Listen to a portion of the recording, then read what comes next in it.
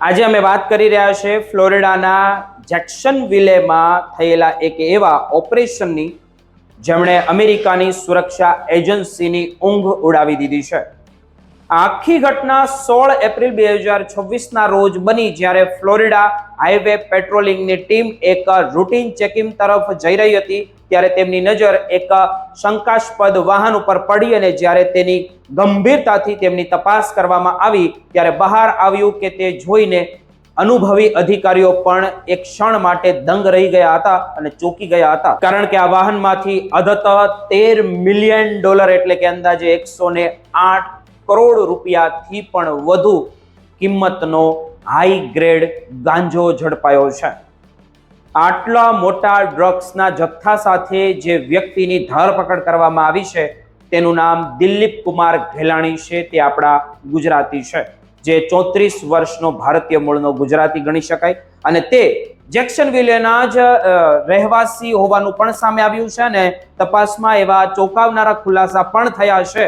કે દિલીપ કુમાર મે 2019થી અમેરિકામાં ગેરકાયદેસર રીતે રહેતો હતો, કારણ કે તેના વિઝા 7 વર્ષ પહેલા જ પૂરા થઈ ગયા છે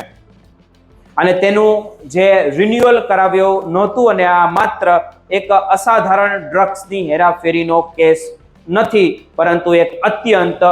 વ્યવસ્થિત અને ખતરનાક આંતરરાષ્ટ્રીય નેટવર્ક હોવાની આશંકા એજન્સીઓ દ્વારા પણ વ્યક્ત કરવામાં આવી છે। દિલીપ કુમાર પર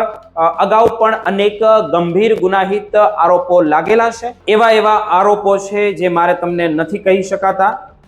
કેમ કે એ યુટ્યુબની કોમ્યુનિટીથી વિરુદ્ધ છે અને ડ્રગ્સના વેચાણમાંથી મળેલી મોટી રોકડ રકમ પોતાની પાસે રાખવા જેવા કેસોનો સમાવેશ આની અંદર થાય છે।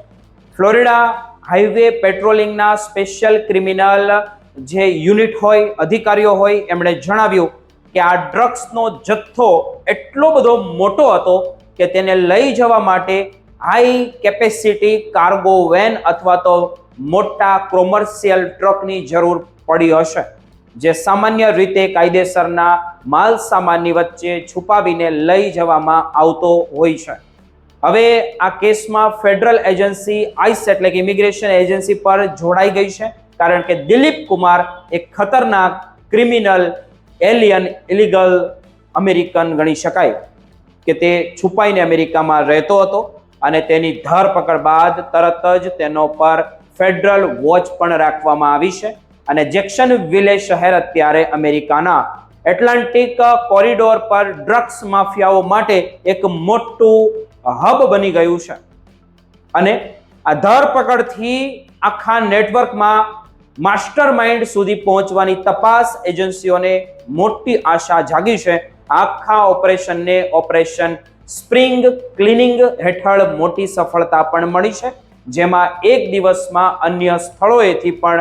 હજારો પાઉન્ડ ડ્રગ્સ ઝડપાયું હતું। દિલીપ કુમારને અત્યારે ડુઅલ કાઉન્ટી જેલમાં રાખવામાં આવ્યો છે અને તેના પર ફર્સ્ટ ડિગ્રી ફેલોની હેઠળ ડ્રગ્સ ટ્રાફિકિંગ ગંભીર આરોપો લગાવવામાં આવ્યા છે એવા, અને ફ્લોરિડાના કાયદા અત્યંત કડક છે અને જો આ કેસમાં આરોપી સાબિત થશે તો દિલીપ કુમારને ઓછામાં ઓછી 15 વર્ષની જેલની સજા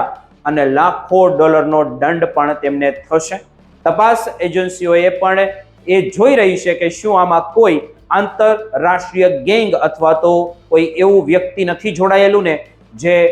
મોટો ગુનો માટે સાબિત થાય, કારણ કે ગુજરાતથી અમેરિકા સુધીના આ તાર ક્યાંક ને ક્યાંક જોખમી ઇશારો પણ આપી રહ્યા છે। દિલીપ કુમારના કેસમાં હવે આગામી સુનાવણી 7 મે 2026ના રોજ થવાની છે અને તેણે અત્યારે પોતાની જાતને નિર્દોષ જાહેર કરી છે, પણ પોલીસ પાસે મજબૂત પુરાવાઓ હોવાનું મનાય છે। જો દિલીપ કુમાર દોષિત ઠરશે તો તેને અમેરિકાની જેલમાં લાંબો સમય વિતાવવો પડશે અને ત્યારબાદ જ તેને કાયમ માટે ભારત ડિપોર્ટ કરવામાં આવશે।